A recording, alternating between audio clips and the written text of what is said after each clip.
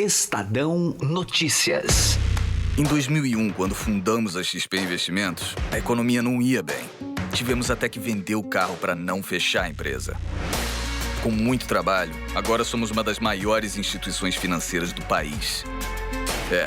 Aquele carro ainda vai levar a gente muito longe. Para os que acreditam no impossível, nós somos a XP Investimentos. Acredite, xp.com.br. Estadão Notícias.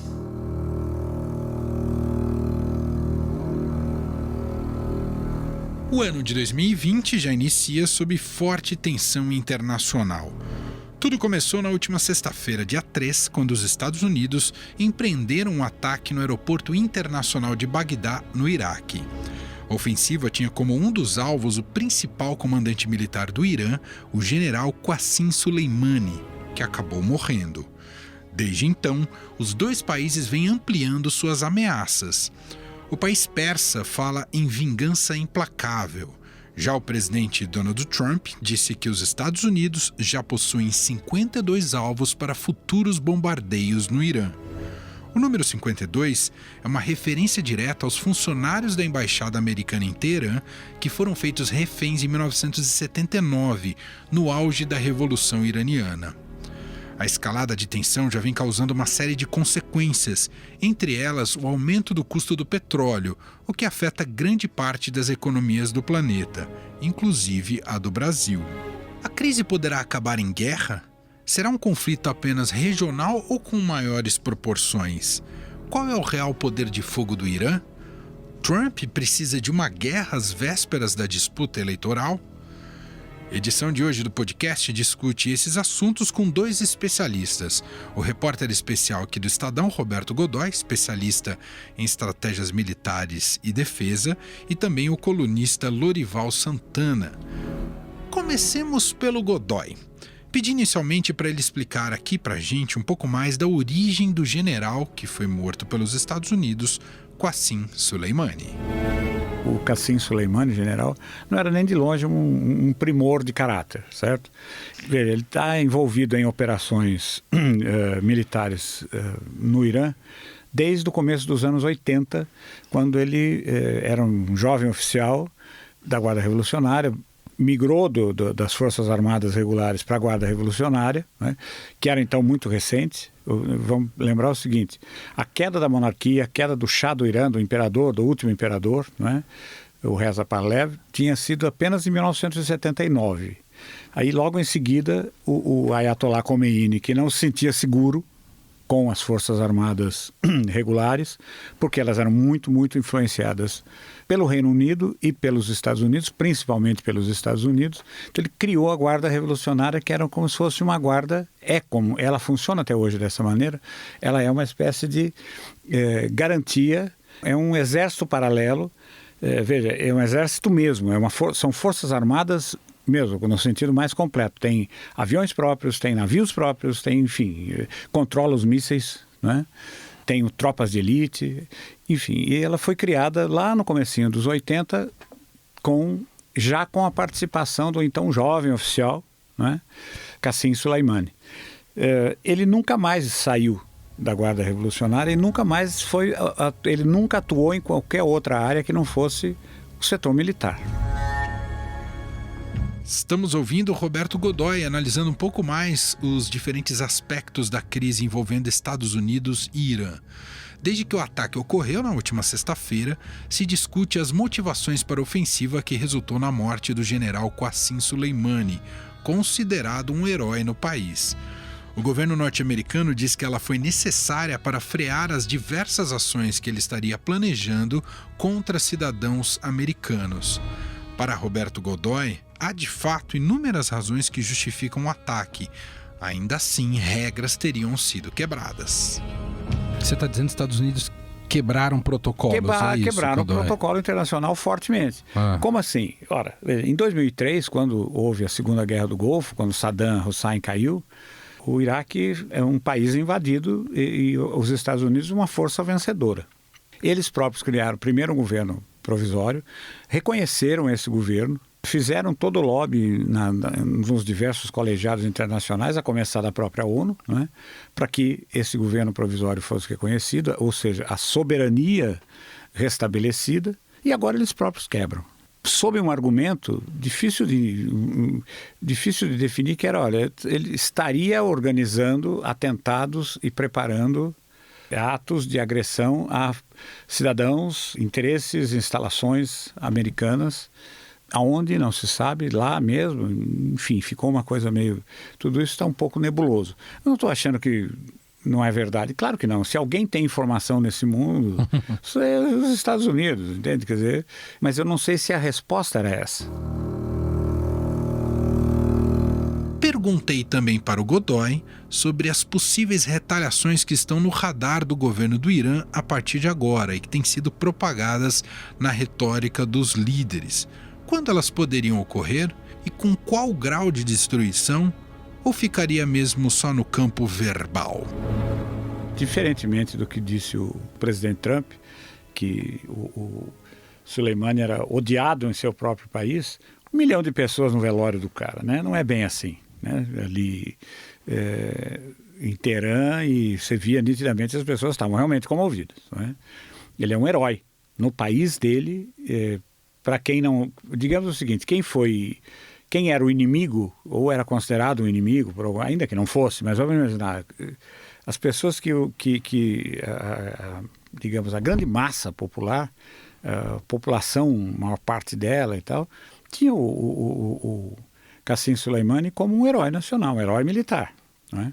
Então é isso que aconteceu, perdeu-se, foi morto numa situação terrível, né?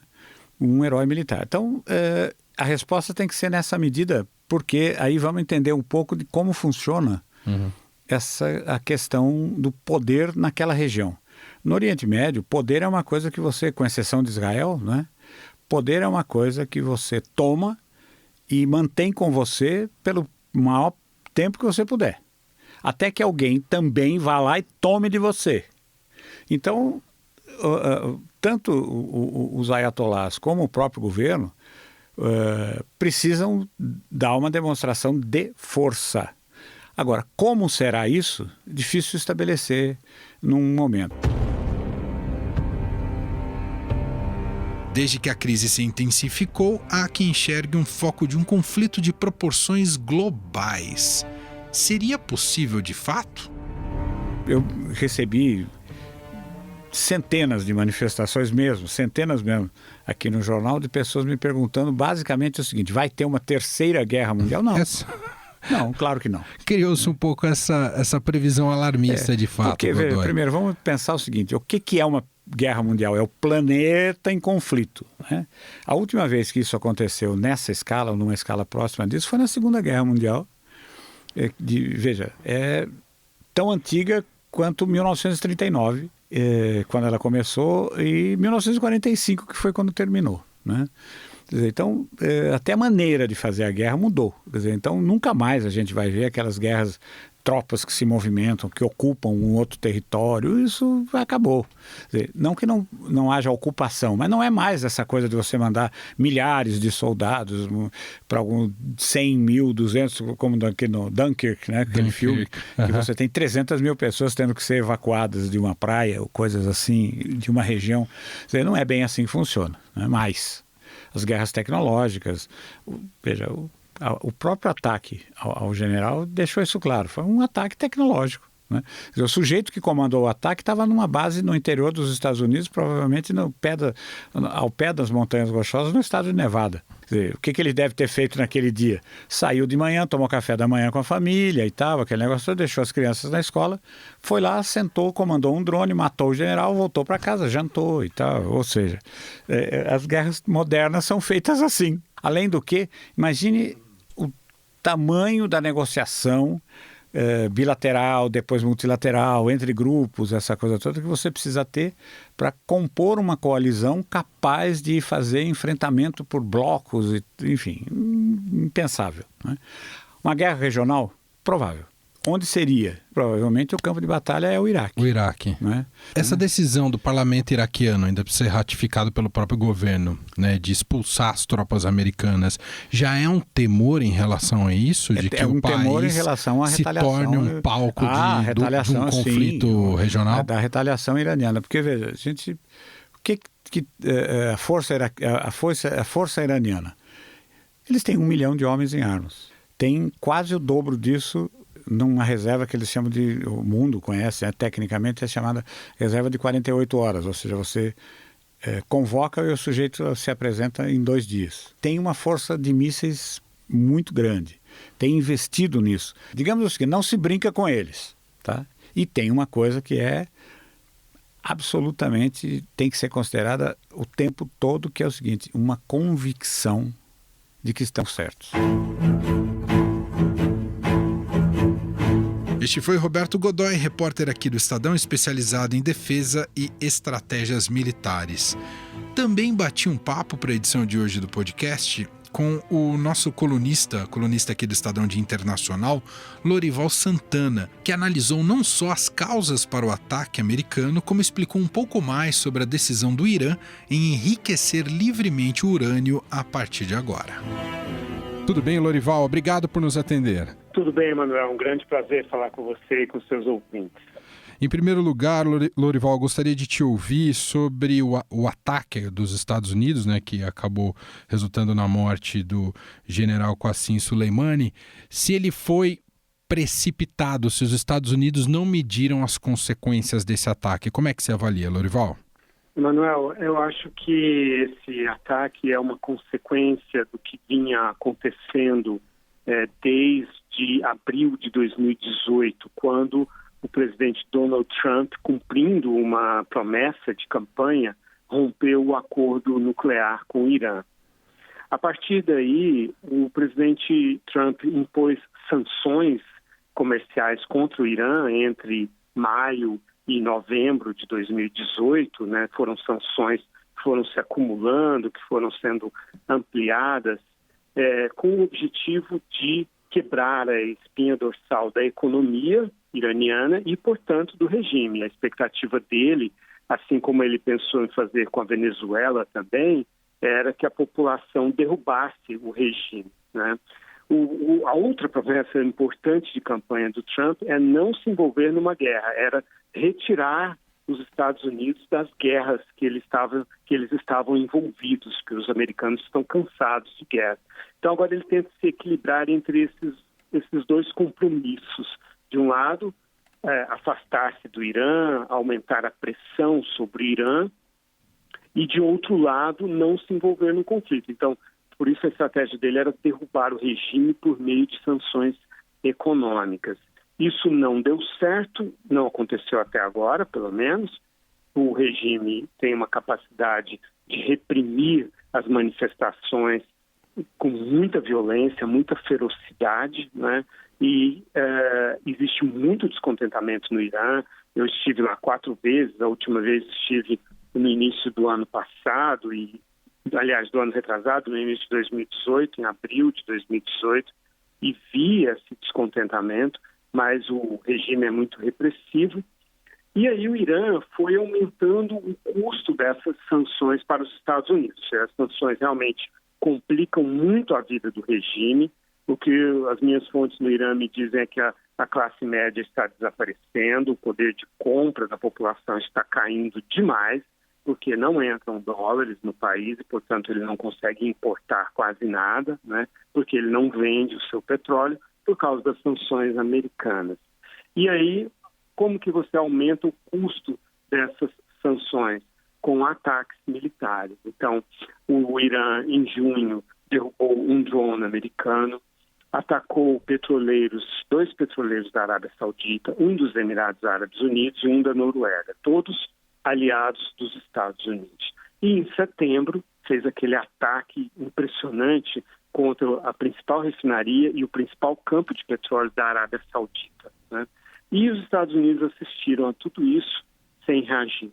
O presidente Trump chegou a dizer que naquela derrubada do drone ele ordenou uma ação militar, uma retaliação, mas voltou atrás por causa das perdas humanas que ela causaria. Então, ele exercitou uma enorme paciência, na verdade, o presidente Trump. Quando chegou agora em dezembro, houve uma ação militar, um bombardeio, 31 foguetes, Emanuel, foram disparados pelo Irã contra uma base americana, uma base militar americana no norte do Iraque, perto de Kirkuk. Quando você dispara 31 foguetes, você não está dando um aviso, você está tentando matar as pessoas que estão naquele local, se é um local guarnecido como era. E, de fato, morreu um contratante civil, ou seja, um empregado, né, um empreiteiro civil. E isso é muito simbólico, né? É mais simbólico ainda do que a morte de um militar. E vários militares americanos e iraquianos ficaram feridos. Isso foi no dia 27 de dezembro. A partir daí, os Estados Unidos partiram para a ofensiva, porque, de um lado, você exerce a paciência, mas, de outro lado, você chega a um ponto em que você pode perder a credibilidade, né? Os Estados Unidos são uma potência hegemônica, mas qualquer país, né, ele tem que medir muito bem até que ponto ele deve ser paciente e quando ele tem que responder para não perder credibilidade. Porque quando você perde credibilidade, o adversário vai avançando, né? Ele vai atacando mais. Como eles não retiraram as sanções econômicas, o problema continua para o Irã vai continuar agindo dessa forma, atacando e crescendo para a frente dos Estados Unidos. E foi nesse momento, então, que o presidente Trump decidiu. Primeiro, ordenou bombardeios contra posições da milícia Kataeb Hezbollah, que significa Brigadas do Partido de Deus. O homem que foi morto, o iraquiano que foi morto junto com o Qassem, era justamente o comandante das Brigadas do Partido de Deus, que foi quem ordenou aquela invasão da embaixada americana, né? Então, ele e os Estados Unidos bombardearam bases desse grupo iraquiano patrocinado pelo Irã. O grupo invadiu a embaixada americana. Os dois estavam lá, o general iraniano e o comandante iraquiano, juntos, né, no aeroporto de Bagdá. Então, o Trump decidiu que era o momento de castigar os dois. Ou seja, não teve nada de precipitado pelo histórico que você nos monta aqui, Lorival, há toda uma lógica coerente nessa ação americana. Exatamente, é isso que eu estou procurando mostrar. Lorival, era esperado, a gente pode dizer quase como uma consequência natural, o Irã anunciar, como fez neste domingo, que não vai mais cumprir o acordo nuclear e que agora está livre para enriquecer urânio. Isso era uma medida já esperada depois de tudo que ocorreu, não é, Lorival? Sim, na prática o acordo nuclear já não estava mais sendo observado pelo Irã a partir do momento em que os Estados Unidos adotaram as sanções em 2018 e a União Europeia não conseguiu cumprir uma promessa perante o Irã que era de pelo menos garantir que as grandes empresas europeias conseguissem continuar fazendo negócios com o Irã. E por que ela não conseguiu fazer isso? Porque existe um trauma no mercado internacional de que a justiça americana ela é capaz de impor multas muito severas contra empresas que violam sanções americanas. Esse é o problema. A União Europeia continuou fiel ao acordo nuclear com o Irã, né? Mas não teve condições de fazer as suas empresas acompanharem, porque é o mais importante, não é? A questão é o comércio, são os negócios, são os bancos financiando as transações iranianas, são as empresas comprando petróleo iraniano, vendendo produtos para o Irã. Tudo isso parou. Né? Só a China e a Rússia, o que não é pouca coisa, mas a China e a Rússia continuam, a Índia continuam negociando com o Irã, mas a União Europeia, Estados Unidos, Japão, outros aliados importantes estão de fora, né? E o Irã ficou parcialmente isolado, substancialmente isolado, né? Então, a partir do momento em que a União Europeia não cumpriu essa promessa, foi que o Irã realmente começou, então, a violar, e de forma declarada, não de forma clandestina, mas de forma declarada, ele foi dando passos, né? Então, o primeiro foi dizer, olha, eu já não vou mais reservar 1.000 quilos de urânio, eu vou passar a enriquecer todo o urânio que eu quiser, né? Depois eu vou ultrapassar os 5%, então esse é o problema. E aí o Irã anunciou o seguinte: no dia 6 de janeiro, que é essa segunda-feira, eu vou passar a enriquecer acima de 20%. Isso tem muito a ver com o timing do ataque americano também, por isso foi muito importante a sua pergunta. Isso ajuda a entender o momento em que o presidente Trump usou esse ataque, quer dizer, porque a partir do dia 6 de janeiro, o Irã passa a enriquecer acima de 20%, e aí o tempo para se chegar a uma bomba atômica é em torno de 6 meses. Muito bem, ouvimos a análise de Lorival Santana, colunista aqui do Estadão, também faz parte do time da CNN Brasil, gentilmente participando aqui do nosso programa. Muito obrigado, viu, Lorival? Um grande abraço. Sempre um prazer, Emanuel. Grande abraço.